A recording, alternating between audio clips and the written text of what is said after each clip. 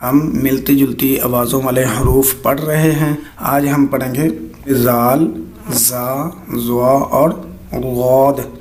زال جو ہے یہ نرم حرف ہے اور زوا بھی نرم حرف ہے۔ زواد جو ہے یہ زا زواد جو ہے ان کی آوازیں آپس میں ملتی ہیں۔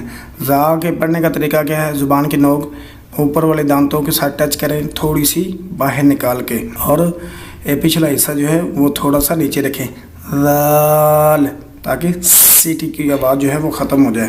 زال زبان باہر نکالیں گے، اوپر والے دو دانتوں کو ٹچ کریں گے تو آواز نکلے گی، زال، زا نہیں نکلے گا۔ اور اس کی زبان کی نوک جو ہے دانتوں کے اندر رکھنی ہے، زال کی باہر رکھنی ہے اور زا کی اندر رکھنی ہے، اور سیٹی نکال کے بولیں زا، اس پہ زال، زا، اور اس پہ زا، سیٹی۔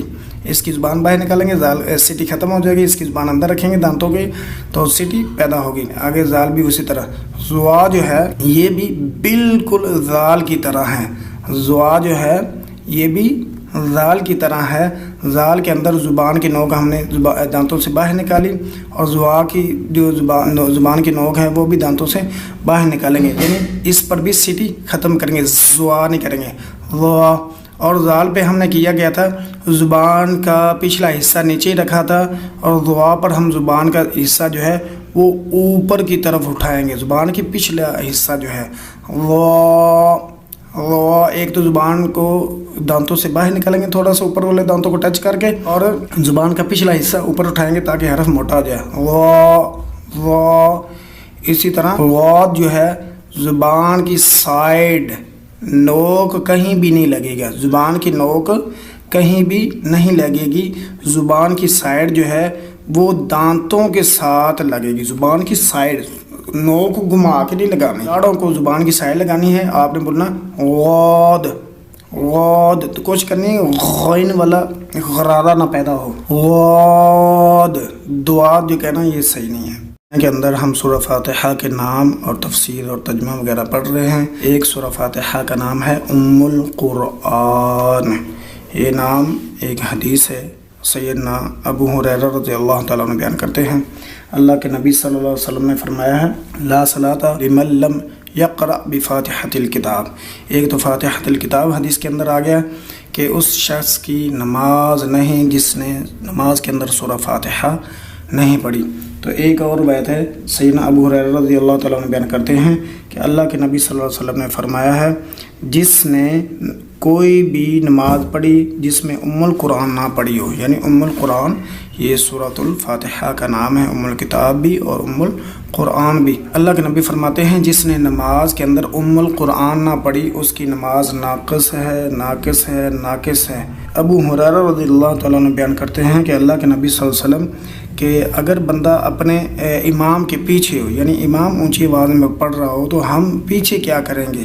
تو اللہ کے نبی صلی اللہ علیہ وسلم نے فرمایا کہ تو سورہ فاتحہ جو ہے وہ اپنے دل میں پڑھو، پڑھنی ضرور ہے، سورہ فاتحہ کے بغیر نماز نہیں ہے۔ تو اسی سورہ فاتحہ کے بارے میں اللہ تعالیٰ کہتے ہیں کہ میں نے نماز کو اپنے اور اپنے بندے کے درمیان دو حصوں میں تقسیم کر دیا۔ اب جب بندہ کہتا جائے گا تو پھر ہی اللہ تعالیٰ کہے گا نا بندے نے میری حمد بیان کی، میری تمجید بیان کی، میری ثنا بیان کی، اب جو میرے بندے نے میرے لیے جو مانگا ہے میں اسے عطا۔ یہ جب سورہ فاتحہ پڑھے گا پھر ہی نا، تو اتنی عظیم صورت اللہ کے نبی صلی اللہ علیہ وسلم فرما رہے ہیں یہ پورے قرآن میں سے سب سے عظیم صورت ہے، اتنی فضائل ہونے کے بعد پھر بھی بندہ سورہ فاتحہ نہ پڑھے، اور فاتحہ کے بغیر اس کی نماز جو ہے وہ ہوتی ہی نہیں۔ جب بندہ کہے گا صراط الذین انعمت علیہم کہ اللہ جن پر انعام ہوا ہے ان کا راستہ دکھا دے، تو جب بندہ کہے گا غیر المغضوب علیہم ولا الضالین، اللہ یہودیوں اور عیسائیوں کا راستہ نہ دکھانا، اس کے بعد آمین ہی نہیں کہتا۔ ایک حدیث کے اندر آتا ہے اللہ کے نبی فرماتے ہیں جس کی آمین کی آواز، دیکھیں نا ایک سورہ فاتحہ ہے، اس کے کتنے ہی فضائل ہیں، اور اس کے بعد اس کی قبولیت کے لیے دعا کرنی کہ اللہ قبول کر لے، آمین کہنا۔ اللہ کے نبی فرماتے ہیں جب امام آمین کہے اذا امن الامام، جب امام آمین کہے تم بھی آمین کہو، فرمایا جس کی آمین فرشتوں کے موافق ہو گئی، مل کی برابر ہو گئی، اس کے پچھلے سارے گناہ غفر اللہ ما تقدم من ذنب، اس کے پچھلے سارے گناہ معاف ہو جائیں گے۔ ایک تو حدیث ہے کہ یہودی عیسائی جس قدر تمہاری آمین سے چڑھتے ہیں جلتے ہیں، تو یہ بھی حدیث ہے۔ اور ایک حدیث ہے کہ آمین کہنے سے جس کی آمین کی آواز، یہ حدیث موجود ہے، آمین کی آواز فرشتوں کی آمین اور امام کی آمین کی آواز کے برابر ہوگی، اس کے پچھلے سارے گناہ معاف ہو جائیں گے۔ عربی بول چال کا سبق، اس کے اندر ہم چوتھا سبق پڑھ رہے ہیں۔ عین آنکھ، آنکھ کو کہتے ہیں عین، عین کو چشمہ بھی کہتے ہیں پانے والا، اور عین کو جاسوس بھی کہتے ہیں، عین کو آنکھ بھی کہتے ہیں، زیادہ تر آنکھ استعمال ہوتا ہے۔ آگے ہے اذن، اذن کی عربی ہے کان، کان کو اذن کہتے ہیں۔ آگے ہے کندھا، کاتفن، کندھا، کاتفن کندھا، یدن ہاتھ، یدن ہاتھ، قدم پاؤں، قدم پاؤں، رجل پنڈلی ٹانگ، ہاذہ یہ سمجھنے والی بات ہے جو ہم نے کل سمجھا تھا کہ آخر میں تا آئے گول تو وہ مؤنث ہوتا ہے۔ ہاذہ سیارۃ، ہاذا ویسے مذکر کے لیے لگتا ہے، اور ہاذہ جو ہے یہ مؤنث کے لیے ہوتی ہے۔ ہاذہ یہ نشانی ہے کہ آگے مؤنث آئے گا، تو مؤنث کی نشانی کیا ہے؟ تا گول ہے۔ ہاذہ سیارۃ یہ گاڑی ہے، اور وہاذہ طائرۃ اور یہ جہاز ہے، یعنی حاضی ہی مونس کے لیے، یہ مونس کے لیے لگتا ہے، اور طائرۃ نشانی ہے مونس کی، یہ مونس ہے۔ حاضی عین، اب یہاں پر پنگا پڑ گیا کہ حاضی آنکھ جو ہے، یہ جو نشانی ہوتی ہے مونس کی، تا گول آخر میں نہیں ہے، لیکن حاضی ہی جو ہے وہ پیچھے لگی مونس والی۔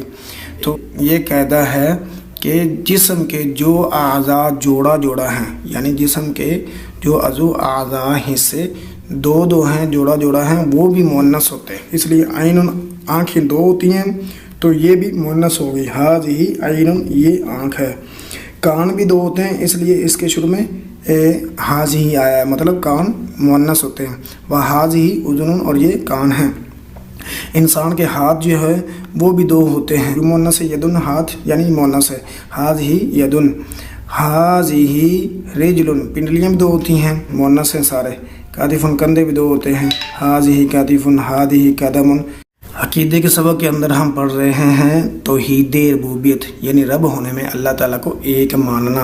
تو اس کی دلیل الحمدللہ رب العالمین، رب ہے تمام جہانوں کا، سب کو پالنے والا، سب کو پیدا کرنے والا۔ اس کی دلیل حدیث کے اندر کیا ہے؟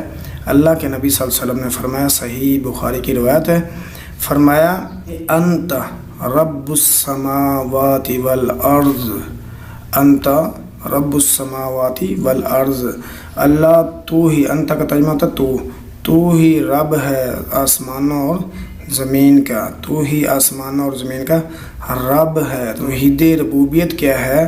کہ رب ہونے میں اللہ تعالیٰ کو ایک ماننا، یعنی اللہ تعالیٰ اپنے افعال، اپنے کاموں، اپنی تدبیر کے اندر اکیلا ہے، اس کے کاموں میں کوئی شریک نہیں ہے۔ یہی ربوبیت ہے، پیدا کرنے میں، تدبیر کرنے میں، پالنے میں اللہ اکیلا ہے، کوئی دوسرا اس کے کاموں میں شریک نہیں ہے۔ یہ الحمدللہ رب العالمین تمام جہانوں کو پالنے والا ہے، ایک کو نہیں۔ تو اللہ سب جہانوں کا رب ہے، سب کو پالنے والا ہے، سب کے لیے ربوبیت ہونی چاہیے۔ اور حدیث بخاری کی نبی صلی اللہ علیہ وسلم کے الفاظ انت رب السماوات والارض، اللہ تو ہی آسمانوں و زمینوں کا رب